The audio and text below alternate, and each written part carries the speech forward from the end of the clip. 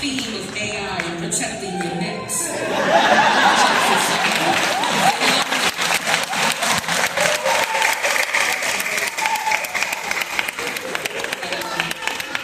We did not. But protect your neck. Although I will say that there is, talking about being creative, there are people who do work on anti-surveillance fashion. I had a student, Peyton Krosky, who you guys should look up. Her work's amazing. But for her thesis, she wrote about it, but she also created fashion that blocks facial recognition, that subverts digital surveillance. So there is a thing there that I would encourage you to look up. Do you think Pope Leo's recent encyclical on AI goes far enough in identifying or critiquing the problems with AI and offering solutions? You have to repeat that. I don't think I heard it all. Do you think Pope Leo's recent encyclical on AI goes far enough in identifying or critiquing the problems with AI and offering solutions? I guess since I brought it up. Y'all trying to get me out here critiquing the Pope. I'm from Flatbush, but I ain't that crazy. Well, I would say, I do think perhaps it's relevant in this contextual way. So as Rob just pointed out, it's important to keep accountability with the larger infrastructure, the larger structures that are creating a lot of these problems. So in one way, if you think about, I mean, I'm not a Catholic, but if you think about the Catholic Church, that's a massive institution with 1 billion plus people. So the Pope's treatise on anything is not going to go far enough because it has to be encompassing. I mean, I think in trying to prioritize the common good, in some ways, you have to burnish the edges just a bit. That said, I do think that it's an interesting look into some level of critique of the responsibility that the church has held for its shortcoming in holding itself to account, not just in technology, but in other areas, as you well know, that the church has been falling short. So to that extent, what I do herald of it is the explicit articulation of the relationship between the human instinct to prioritize the human capability in technology and that not being subjugated to the hand of God. And to me, that's all I needed to hear. Because I think even as we get smart, you go to school and you think you're smart, all of a sudden God is kind of like, well, let me just try to empiricize you. That's not how it works. The hand of God is my reason for being here, my ability to be here, my gift of being here, my grace of being here, and the like. So to me, just keeping that in mind was good.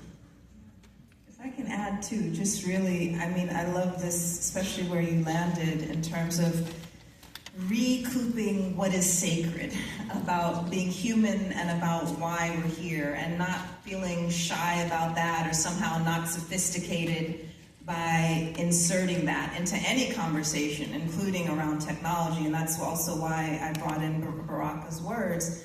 But I will say, with respect to the Pope's statement, very powerful statement, and I agree with all the sort of energy that it catalyzed. And I would also raise a question about the gap between words and deeds with respect to the church, because questions have been raised about the church's actual investments in these very tech companies, that it holds actual investments. Again, a question for us to look into. So that a few weeks ago, I was actually in Rome for what was called the Rome Declaration on AI and Nuclear War, because it was hosted by the Nobel laureates because of how AI right now has the potential to create a nuclear war and fallout with a click, right? So there's increasing concern and fear around this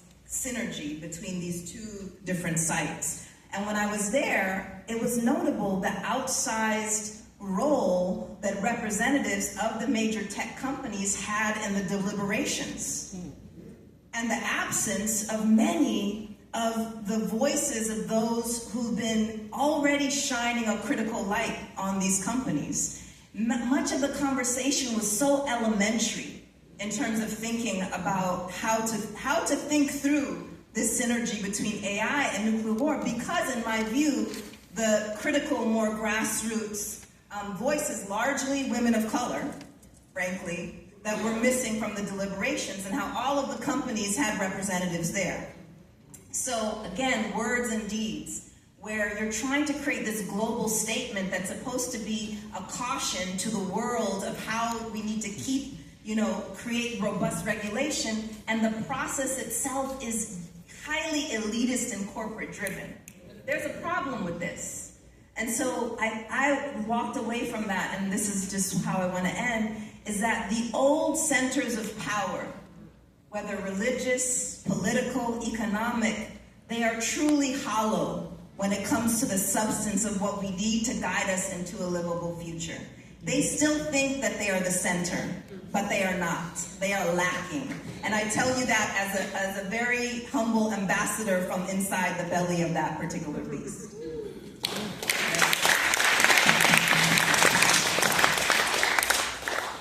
How do we support our youth in navigating all of this and encouraging them to hold on to radical imagination as well as memory? Can y'all put up his book again?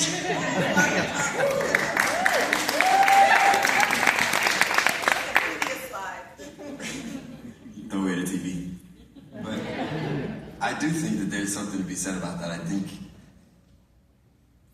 the center part of that question is how we protect our young people, right, our children.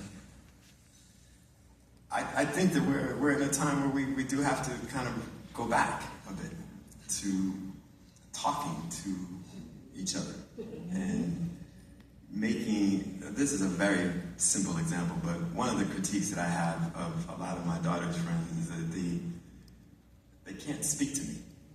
And I'm not very patient, but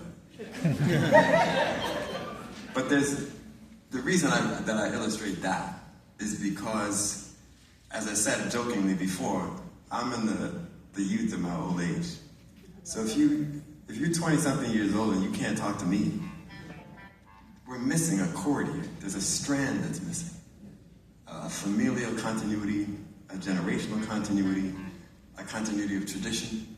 It's being missed, even in how to talk to someone who is an elder.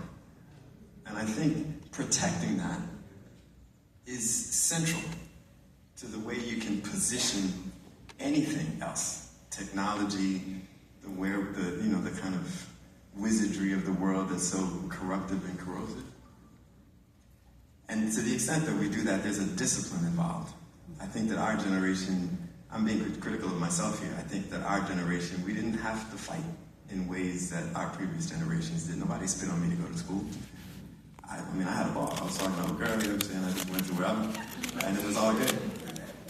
But I think taking for granted the lack of requirement for direct confrontational struggle to get the very basic civil and civic indicators of citizenship, as you point out, when this thing is gutted from the bottom, we don't have to struggle for it.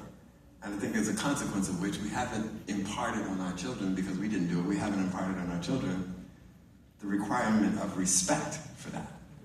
As such, their phones and the AI and so on has supplanted what I think is familiar tradition.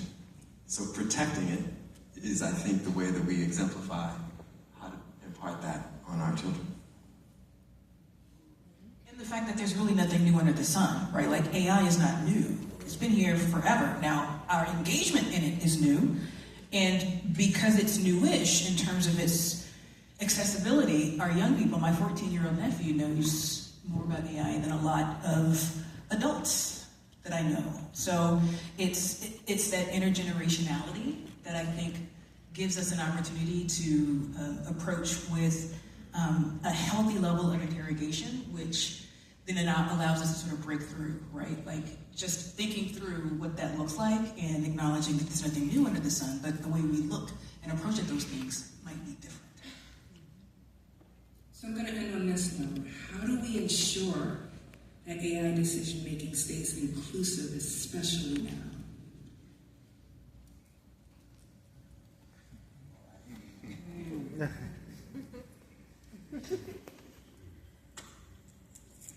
Can you say it again?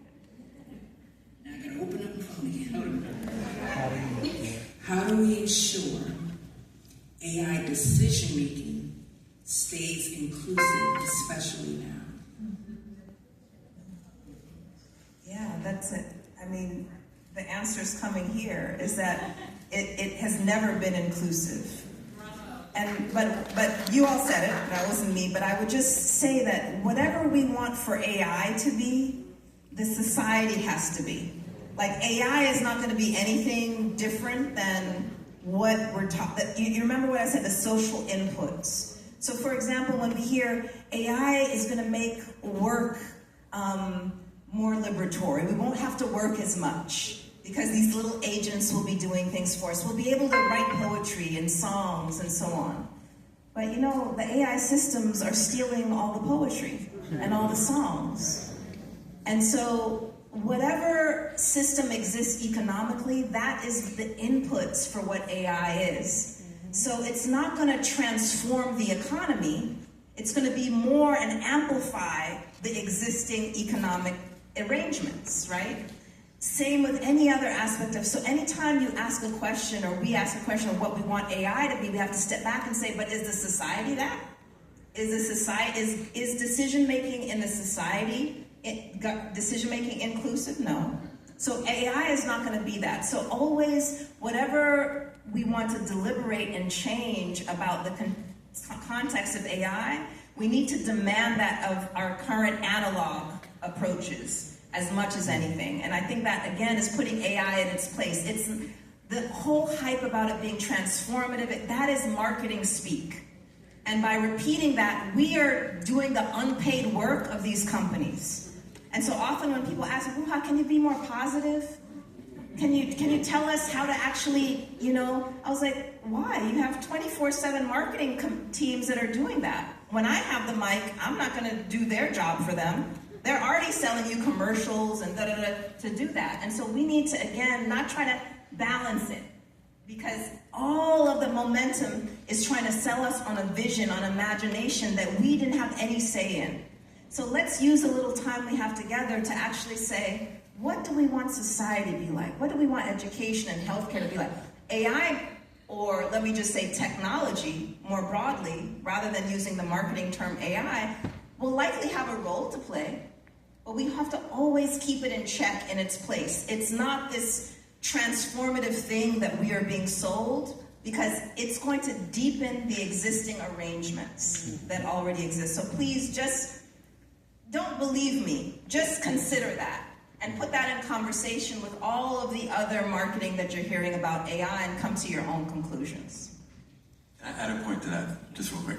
I think that's absolutely critical, because there's a part of this that it feels like we're paralyzed. These forces are so big. How do you get into AI governance? But let's bring it down to the street level for a second. If we're thinking about the epicenter of power of these technologies, I mean, you pointed out that crew. And let's think practically. I don't want it to sound like an elitist. However, there's a very intimate circular relationship between the most elite technical universities in the country and all of those companies. To think otherwise is to be naive. Caltech, Georgia Tech, University of California, Berkeley, MIT, Stanford, Carnegie Mellon, we can go down the list. I can round it out to 10. The percentage of those people who go on to create these companies and to be beneficiaries of them is extraordinary. All of those guys went to either Stanford, MIT, Carnegie Mellon, Berkeley, USC, and the like. All of them. Harvard. And at the same time that the Students for Fair Admissions in 2023 has overturned affirmative action, the percentage of black and brown students who go to those institutions has plummeted. It's coincident that at the time when the most powerful technologies, the governance to the epicenter of this question, is happening at those schools, what happened? We're locked out. So how are we going to get there? And then to break it back even a little further, because we're in New York, they just brought up that Stuyvesant had 3 black people get into it this year. 3. There are more black people on this stage than got accepted to Stuyvesant this year. There are almost 70,000 black 8th graders in New York City. Feel me? So if we're thinking about the process of access, let alone governance, just can we play? It's locked. And let's not go into the South. Memphis, Charlotte, Atlanta, Savannah, those places are traps. Can I add? Please. Okay, just because I want to My leave blood pressure just y'all. went I want through to up. leave you. I want to just leave you with a sense, because I do think it's important to name what you did, to trace this